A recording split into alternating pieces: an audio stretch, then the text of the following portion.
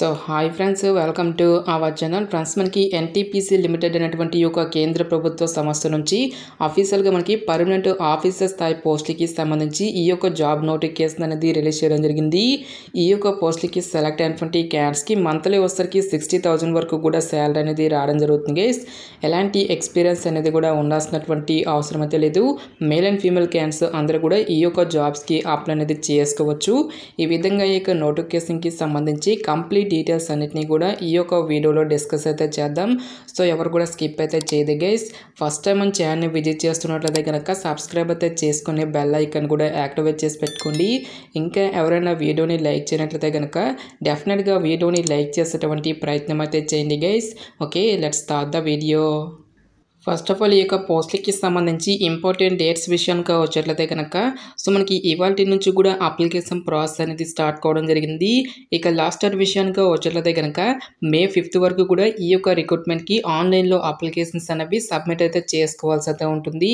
So ఇక వేకెన్సీస్కి ఎవరెవరు apply చేసుకోవచ్చు అని చూసుకున్నట్లయితే కనుక only Indian nationals are eligible to apply అని చెప్పేసి ఇక్కడ మనకి జనరల్ ఇన్ఫర్మేషన్ అండ్ ఇన్స్ట్రక్షన్స్లో ఫస్ట్ పాయింట్లోనే క్లియర్గా మెన్షన్ చేయడం జరిగింది.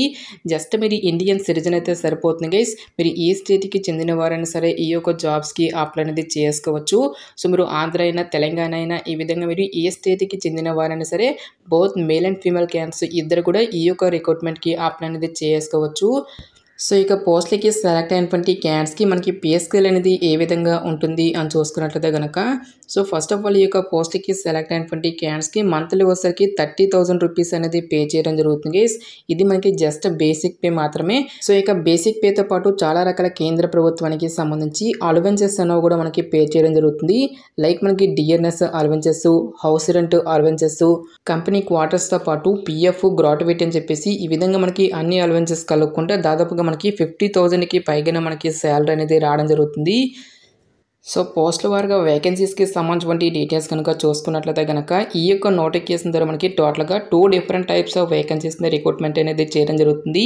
సో ఇక్కడ మనకి ఏ క్యాస్ట్ వరకు ఎన్నెన్ని వేకెన్సీ అనేవి కేటాయించినటువంటి కంప్లీట్ డీటెయిల్స్ అన్నింటినీ కూడా మనకి ఇక్కడ నోటిఫికేషన్లో మెన్షన్ చేయడం జరిగింది గైస్. సో వేకెన్సీ అన్నీ కూడా మనకి ఓపెన్ కేటగిరీలో కేటాయించారు కాబట్టి సో ఈ యొక్క విభాగంలో ఉన్నటువంటి పోస్టులకి మీరు ఏ క్యాస్ట్కి చెందిన వారైనా సరే అప్లై అనేది చేసుకోవచ్చు. ఎటువంటి ఏజ్ రిలాక్సేషన్స్ అంటూ కూడా మనకి ఏమి కూడా ఉండవు గైస్. సో జనరల్ అభ్యర్థులకి సంబంధించి ఏజ్ లిమిట్ అనేది ఏదైతే ఉంటుందో సో ఆ యొక్క ఏజ్ని మాత్రమే మనము పరిగణలోకి తీసుకోవాల్సి అయితే ఉంటుంది.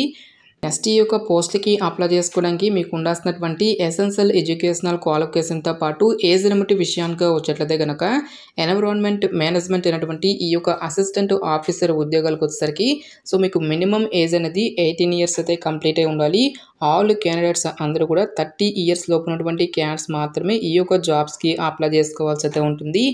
నెక్స్ట్ ఇక్కడ మనకి సేఫ్టీ విభాగంలో ఉన్నటువంటి అసిస్టెంట్ ఆఫీసర్ పోస్ట్కి మీరు అప్లై చేస్తున్నట్లయితే కనుక సో మీకు మినిమం ఏజ్ అనేది 18 ఇయర్స్ అయితే కంప్లీట్ అయి ఉండాలి. ఆల్ క్యాండిడేట్స్ అందరూ కూడా 45 ఇయర్స్ వరకు కూడా అప్లై చేసుకోవడానికి ఛాన్స్ అనేది కల్పిస్తూ ఉన్నారు. నెక్స్ట్ ఎసెన్షియల్ ఎడ్యుకేషనల్ క్వాలిఫికేషన్ విద్యా అర్హత విషయానికి వచ్చేట్లయితే కనుక ఎన్విరాన్మెంట్ మేనేజ్మెంట్ అనేటువంటి ఈ యొక్క విభాగంలో ఉన్నటువంటి అసిస్టెంట్ ఆఫీసర్ ఉద్యోగాలకు వచ్చేసరికి ఎవరైతే ఎన్విరాన్మెంటల్ విభాగంలో బ్యాచిలర్స్ డిగ్రీ అనేది కంప్లీట్ చేసినటువంటి క్యాండిడేట్స్ ఉంటారో వాళ్ళు మాత్రమే ఈ యొక్క జాబ్స్కి అప్లై చేసుకోవాల్సి అయితే ఉంటుంది.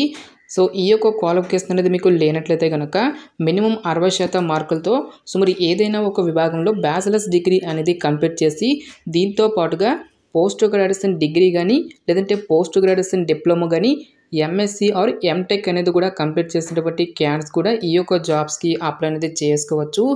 సో ఇక హయ్యర్ క్వాలిఫికేషన్ అనేది మనకి ఎన్విరాన్మెంటల్ విభాగంలో ఎవరైతే నార్మల్ డిగ్రీతో పాటుగా పోస్ట్ గ్రాడ్యుయేషన్ డిగ్రీ కానీ or diploma or MSc or MTech అనేది కంప్లీట్ చేసినటువంటి క్యాండిడేట్స్ ఉంటారో వాళ్ళు మాత్రమే ఈ యొక్క జాబ్స్కి అప్లై చేసుకోవాల్సి అయితే ఉంటుంది.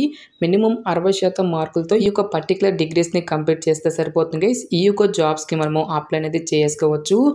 నెక్స్ట్ సేఫ్టీ విభాగంలో ఉన్నటువంటి పోస్టులకు వచ్చేసరికి ఎవరైతే mechanical, electrical, electronics, civil, production, chemical, construction, instrumentation అనేటువంటి ఈ యొక్క విభాగాలలో ఫుల్ టైం బ్యాచిలర్స్ డిగ్రీ అనేది ఎవరైతే కంప్లీట్ చేసి దీంతో పాటుగా అడ్వాన్స్ డిప్లొమా కానీ లేదంటే పోస్ట్ గ్రాడ్యుయేషన్ డిప్లొమా అనేది కూడా మీరు కంప్లీట్ చేయాల్సి అయితే ఉంటుంది. పోస్ట్ గ్రాడ్యుయేషన్ అనేది ఏ స్పెషలైజేషన్లో కంప్లీట్ చేయాలి అని చూసుకున్నట్లయితే కనుక ఇండస్ట్రీ సేఫ్టీకి రిలేటెడ్గా మీరు పోస్ట్ గ్రాడ్యుయేషన్ డిప్లొమా కానీ లేదంటే అడ్వాన్స్ డిప్లొమా అనేది మీరు కంప్లీట్ చేసినా సరే ఈ యొక్క జాబ్స్కి అప్లై అనేది చేసుకోవచ్చు.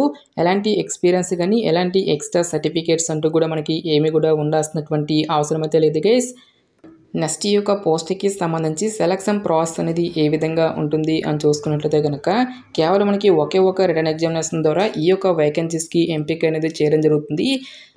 సో ఇక్కడ మనకి రిటర్న్ టెస్ట్కి సంబంధించిన డీటెయిల్స్ సిలబస్ అనేది కూడా మనకి ఇక్కడ నోటిఫికేషన్లో ఇవ్వడం జరిగింది గైస్. టోటల్గా ఇక్కడ మనకి 2 పార్ట్స్కి డివైడ్ అనేది చేయడం జరిగింది. పార్ట్ 1లో మనకి సబ్జెక్ట్ నాలెడ్జ్ నుంచి రిలేటెడ్గా క్వశ్చన్స్ అనేవి అడగడం జరుగుతుంది. పార్ట్ 2లో వచ్చేసరికి మనకి ఎగ్జిక్యూటివ్ యాప్టిట్యూడ్ టెస్ట్కి రిలేటెడ్గా సమ్ క్వశ్చన్స్ అనేవి మనకి అడగడం జరుగుతుంది. పార్ట్ 1లో మీరు ఏ విభాగంలో అయితే ఇక పర్టికులర్ క్వాలిఫికేషన్ అనేది కలిగి ఉంటారో సో ఒక రిలవెంట్ డిసిప్లిన్ నుంచే రిలేటెడ్గా మనకి క్వశ్చన్స్ అనేవి అడగడం జరుగుతుంది. పార్ట్ 2లో మనకి జనరల్ యాప్టిట్యూడ్కి రిలేటెడ్గా సమ్ క్వశ్చన్స్ అయినా మనకి అడగడం జరుగుతుంది. ఎవరైతే ఇక రిటర్న్ ఎగ్జామినేషన్ని క్లియర్ చేసినటువంటి క్యాండిడేట్స్కి ఫర్దర్గా మనకి ఇంటర్వ్యూ అనేది కూడా కండక్ట్ చేయడం జరుగుతుంది. సో టోటల్గా మనకి 85% ఆఫ్ మార్క్స్ అనేవి మనకి రిటర్న్ ఎగ్జామినేషన్కి 15% ఆఫ్ మార్క్స్ అనేవి మనకి ఇంటర్వ్యూకి అయితే కేటాయించడం జరిగింది గైస్. ఈచ్ వన్ కరెక్ట్ ఆన్సర్కి మనకి 1 మార్క్ అనేది కేటాయిస్తారు. నెక్స్ట్ మనకి నెగిటివ్ మార్క్స్ అనేవి కూడా ఉంటాయని చెప్పేసి ఇక్కడ మనకి జాబ్ డీటెయిల్స్లోనే క్లియర్గా మెన్షన్ చేయడం జరిగింది. ఓన్లీ ఇంగ్లీష్ అండ్ హిందీ లాంగ్వేజ్లో మాత్రమే మనకి ఈ యొక్క క్వశ్చన్స్ అనేవి రావడం జరుగుతుంది. ఎగ్జామినేషన్ సెంటర్స్కి సంబంధించిన డీటెయిల్స్ కనుక చూసుకున్నట్లయితే కనుక ఢిల్లీ, కోల్కతా, రాయ్పూర్, బెంగళూరు అనేటువంటి ఈ యొక్క పర్టికులర్ లొకేషన్స్లో మాత్రమే ఈ యొక్క పోస్ట్కి సంబంధించి ఎగ్జామినేషన్స్ అనేవి కండక్ట్ చేయడం జరుగుతుంది.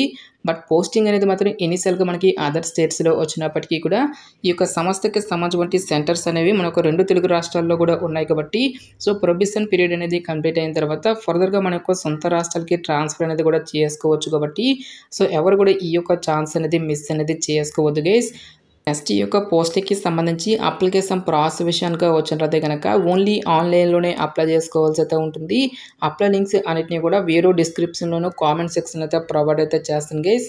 నెక్స్ట్ ఈ యొక్క పోస్ట్కి సంబంధించి అప్లికేషన్ ఫీజుకి సంబంధించిన డీటెయిల్స్ కనుక చూసుకున్నట్లయితే కనుక SC, ST, PWD ex service men క్యాండిడేట్స్తో పాటు ఆల్ ఫీమేల్ క్యాండిడేట్స్ అందరూ కూడా ఈ యొక్క రిక్రూట్మెంట్కి ఫ్రీగా అప్లై అనేది చేసుకోవచ్చు. ఎటువంటి సింగిల్ రూపీ అనేది కూడా మనం పే చేయాల్సినటువంటి అవసరం అయితే లేదు గైస్. సో రిమైనింగ్ కేటగిరీకి చెందినటువంటి జనరల్ కేటగిరీకి సంబంధించినటువంటి క్యాండిడేట్స్ అందరూ కూడా 300 రూపీస్ అప్లికేషన్ ఫీజు అనేటువంటి దాన్ని మీరు ఆన్లైన్లో పే చేయాల్సి అయితే ఉంటుంది.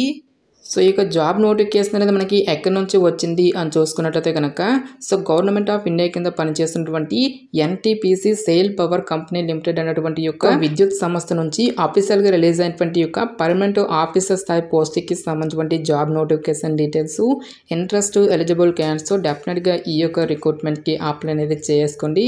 సో ఇక పోస్ట్కి సంబంధించిన లింక్స్ అన్నిటిని కూడా వీడియో డిస్క్రిప్షన్లోనూ కామెంట్ సెక్షన్ అయితే ప్రొవైడ్ అయితే చేస్తాను గైస్. ఇంకా ఈ యొక్క నోటిఫికేషన్కి సంబంధించి మీకు ఎటువంటి డౌట్స్ వచ్చినా సరే నాకు కామెంట్ సెక్షన్లో కామెంట్ అయితే చేయండి. ఇటువంటి మరిన్ని జాబ్ అప్డేట్స్ కోసం మన ఛానల్ని సబ్స్క్రైబ్ చేసుకుని బెల్ ఐకాన్ కూడా యాక్టివేట్ చేసి పెట్టుకోండి. సో ఇది ఫ్రెండ్స్ ఇవాల్టి వీడియో. రేపు మరొక మంచి జాబ్ అప్డేట్తో మళ్ళీ మీ ముందుకు రావడం జరుగుతుంది.